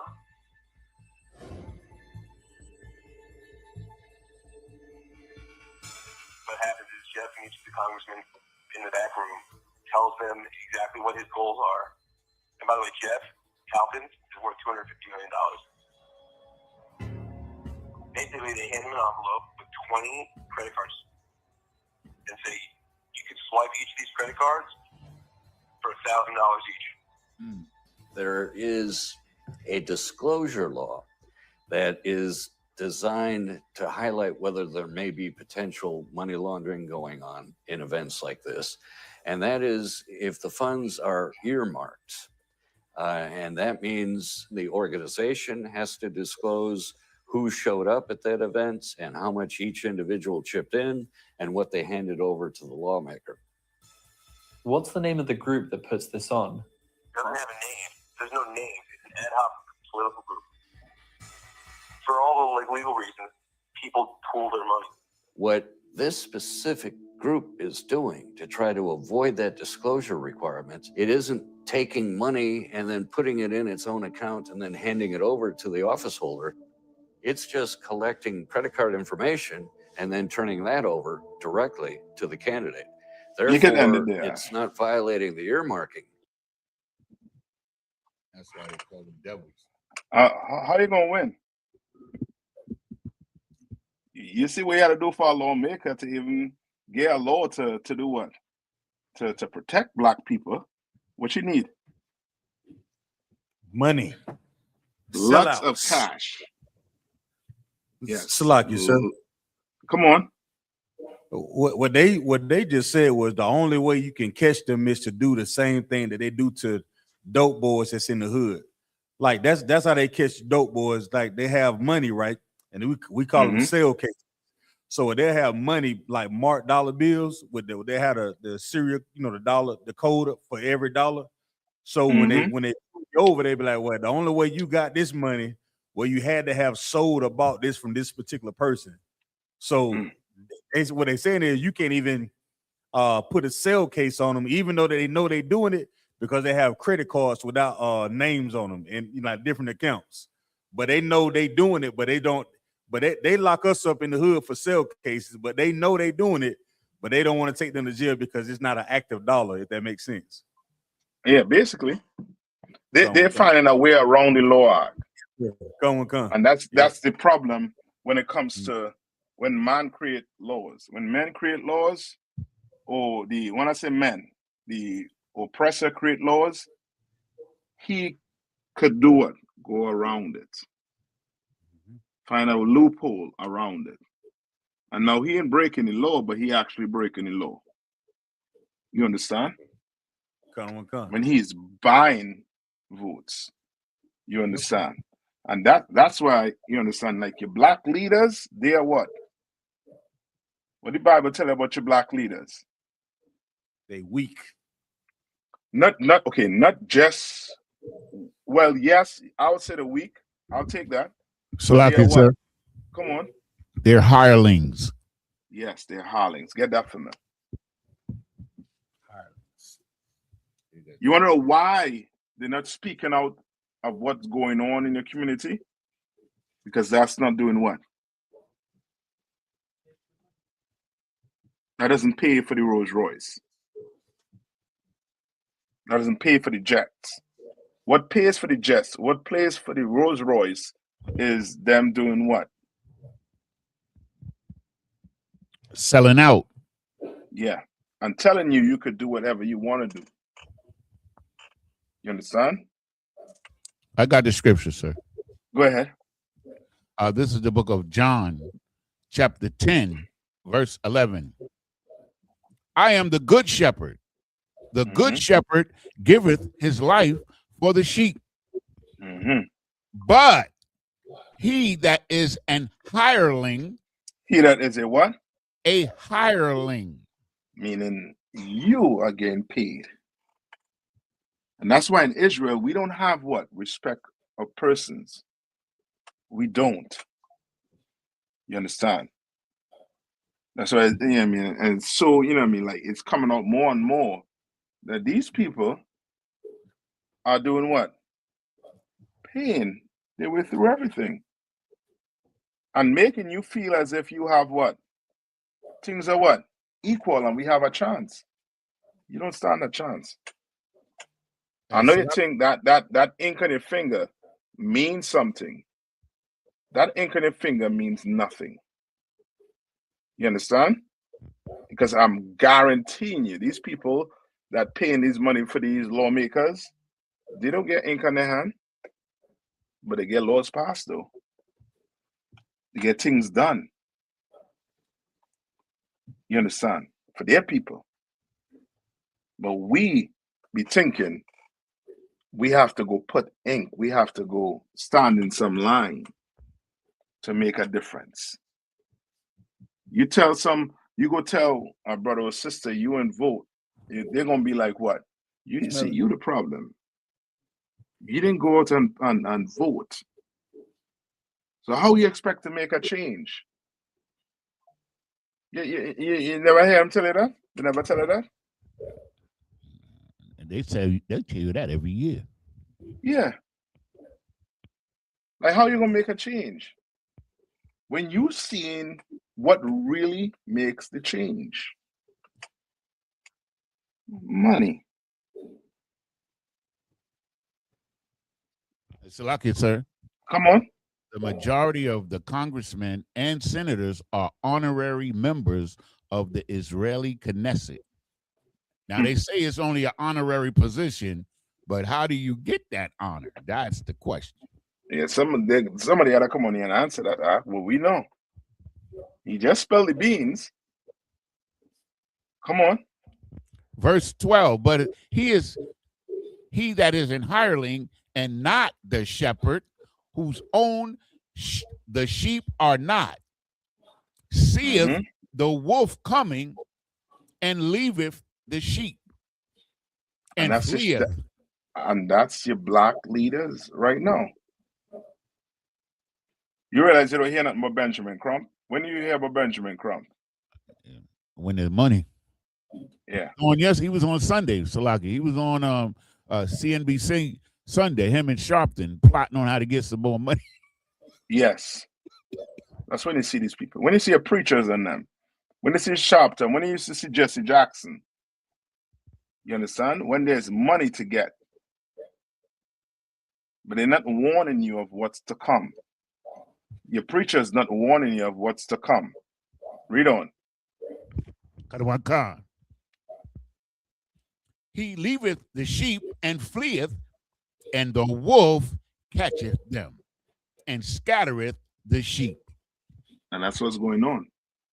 So now guess what? They come in, they pay your leaders, some of your leaders, your politicians, and now guess what?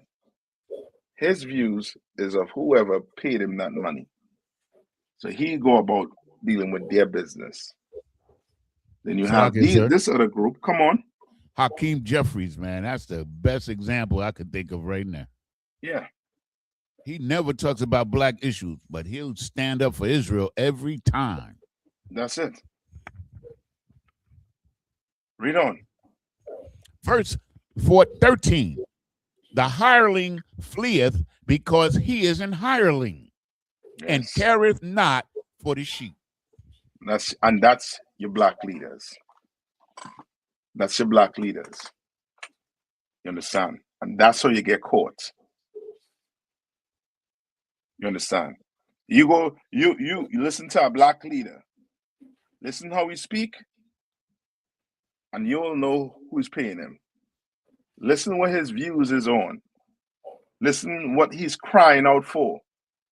You know who paying him. So like you, sir. Come on. That what Dave Chappelle said in that comedy special. He said he got a cold word. Isn't that what he said? Yeah. He said, I support. He said, no, I done been turned. He said, I support Israel. Yeah, and don't believe anything he says after. You understand? And this ain't just, on them alone, but this is, on, black people or black leaders who don't care for their own people. Yeah, you have what? Jordan, Jay-Z, Oprah went and what? Built a big school in Africa, somewhere in Africa. South Africa. In South Africa. You understand? Like they've been paid to what? To look away from So your like problems. Come on. So I can say if I may. And she also bought a bunch of land in Hawaii. She building one of those bunkers. Oprah. Yeah. And The Rock too. Yep. Well, we'll see. All right. Any more questions? I know we up on the time. You're good to go? Got one concert. All right. Tabba one, Zion, who I passed the class over to? Who's the guy down there? Officer Kowal, sir. I passed the class over the precinct Like, officer. Officer Bunk, y'all. I passed the class over the precinct officer bank here.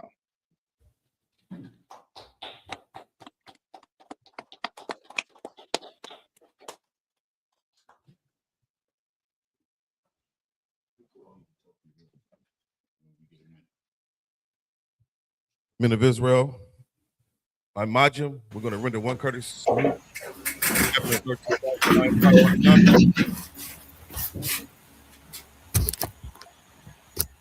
of Israel, Majim Shabbat, I Majim, Barak, Yahweh by Shimei Shabbat. Yahweh by Shimei Shabbat thumb. Yadamatah, Sar, turn to face the sisters. Sisters, I Majim, which means to stand. Men of Israel, we're going to render one courtesy salute to our sisters. I Majim Shabbat, I Majim, Barak, Yahweh Shema.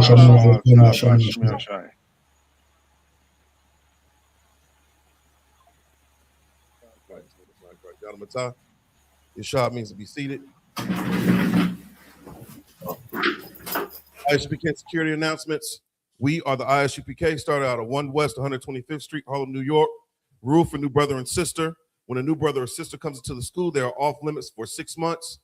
They are to be saluted only. They are here to shed themselves of the world. If they need transportation, the teacher will arrange it. After 6 months, if a brother or sister has an interest in a particular person, he or she must get permission from the head to speak to a brother or sister. There's another 6 months in which the brother and sister will court each other. After this 6-month period, the brother and sister will get permission from the head to marry. Tithes, which is a commandment. Book of Numbers, chapter 18, verse 21. Book of Malachi, chapter 3, verses 8 through 10. It means 10th in the Hebrew is pronounced ma'ashara. 10% of every penny of any increase the Lord gives you. Give to Treasury Department or teacher. Priest funds, a free will offering for priest, not mandatory. Whatsoever amount you would like. The upcoming Holy Convocation. We have the Feast of Purim, 14th and the 15th day of the 12th month, which will be Monday, March 2nd, and Tuesday, March 3rd of this year, according to the book of Esther, chapter 9, verses 20 through 31. We also have the Lord's annual 57th Passover, which will be held April 4th in Houston, Texas, at the BH Ranch. Pay your $200 per adult, 17 and up. Get with your camp leader and set your affairs in order. If anyone wants to be a trooper in the school, start wearing all black, boot, shirt, pants, headband, and food. Oh, Salakia. My bad, Ottawa. This weekend in Fayetteville, North Carolina, 454 East Russell Street, right here in the corner plaza, we will be having our semi-annual Fayetteville Food and Clothing Drive, all right? So pull up, all right? We'll have food, we'll have clothing, and brotherhood, all right? If anyone wants to be a trooper in the school, start wearing all black, boot, shirt, pants, headband, and scarf. And with that, class dismissed.